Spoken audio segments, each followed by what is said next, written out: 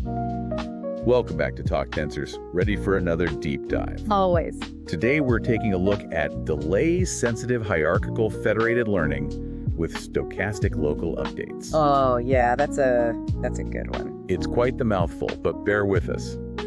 This paper tackles a really important problem in federated learning. Yeah, making it more efficient, especially when you're dealing with limited time. Exactly. Time is of the essence. Absolutely. And those real-world communication delays, well, they can really mess things up. They can. So let's set the stage for our listeners. Okay. Imagine you have a network of devices out there in the world collecting data. Like a fleet of delivery drones. Perfect example.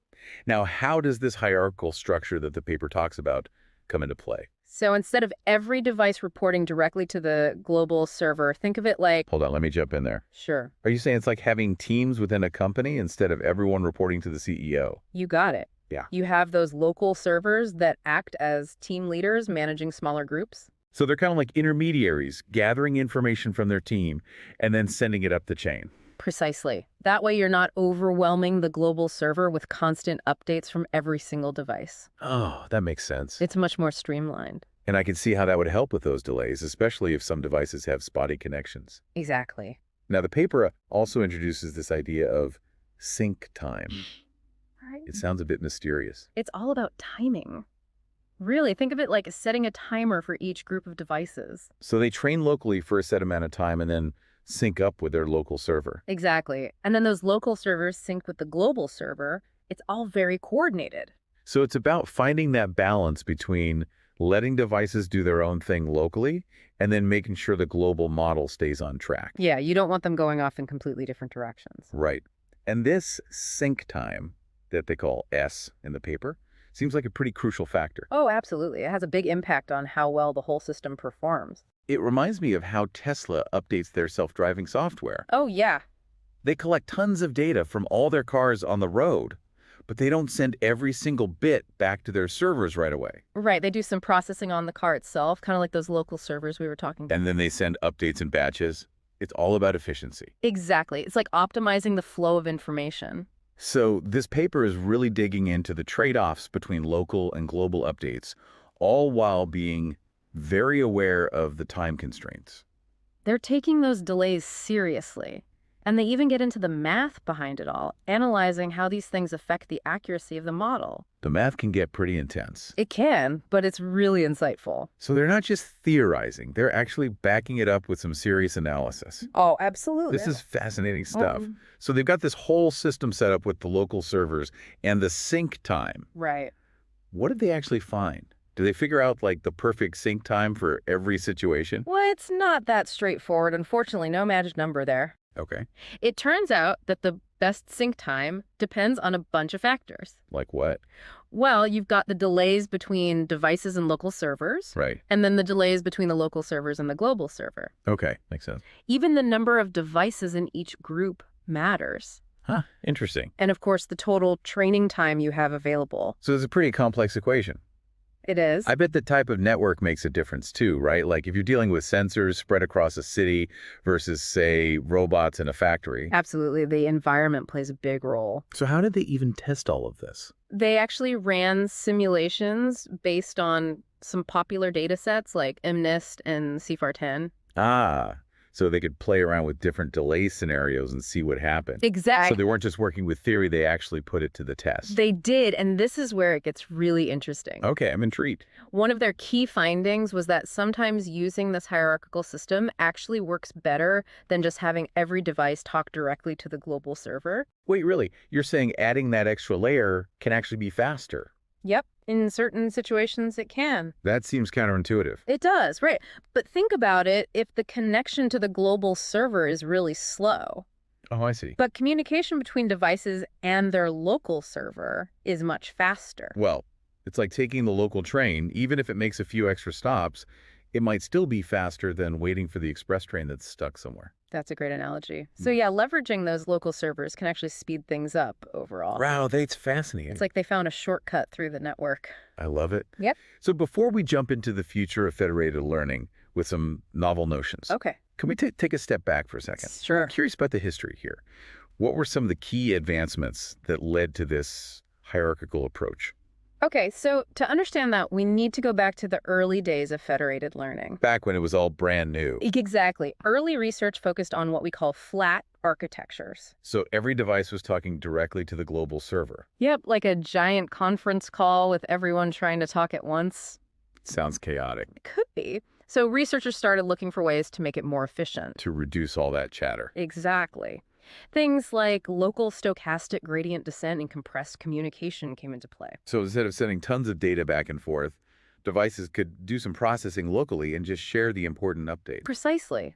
And those early innovations paved the way for more complex scenarios. Like training models on devices with really different capabilities. Yeah, you might have powerful servers working alongside tiny little sensors. It's like trying to teach a class with students at all different levels. That's a great analogy.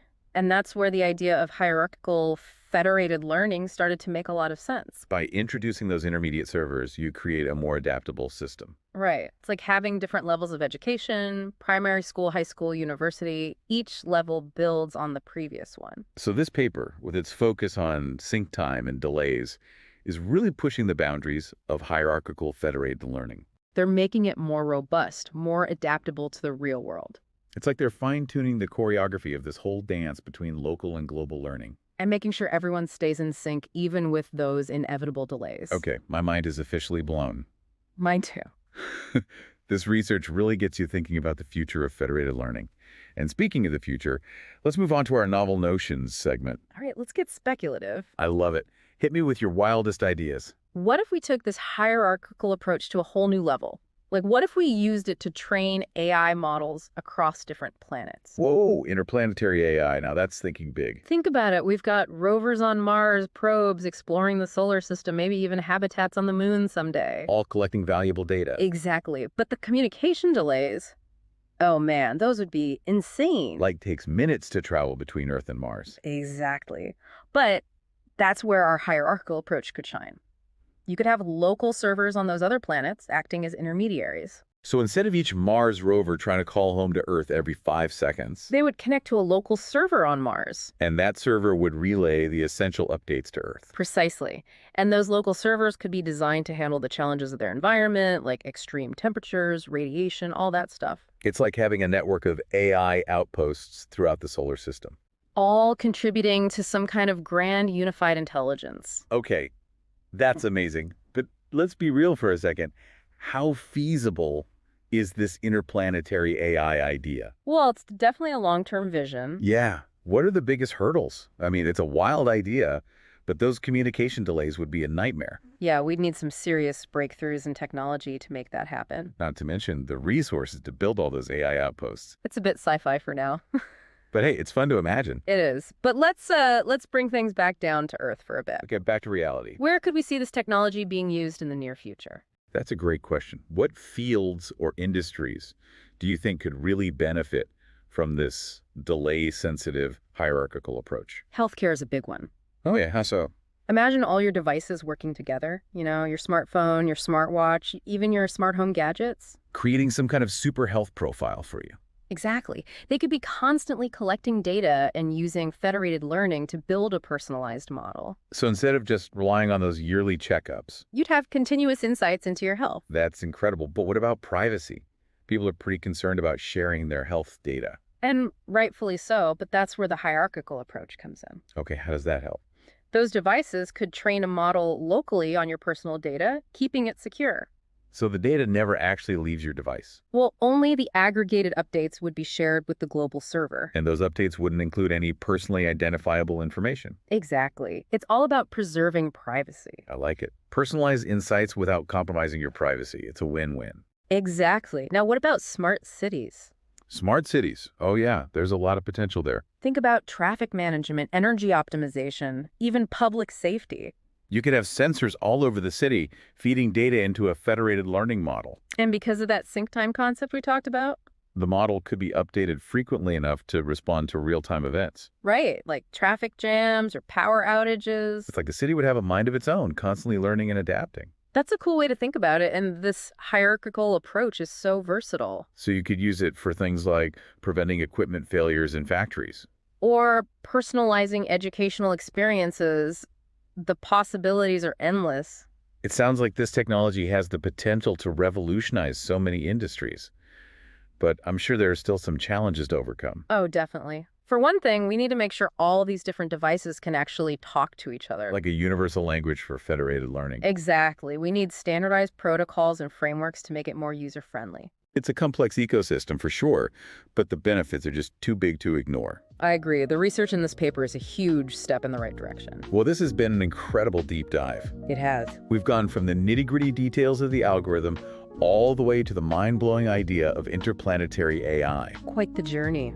And that wraps up our deep dive into delay-sensitive hierarchical federated learning with stochastic local updates. A mouthful, I know. But we hope you found it insightful and maybe even a little bit inspiring. Until next time. Keep those neurons firing.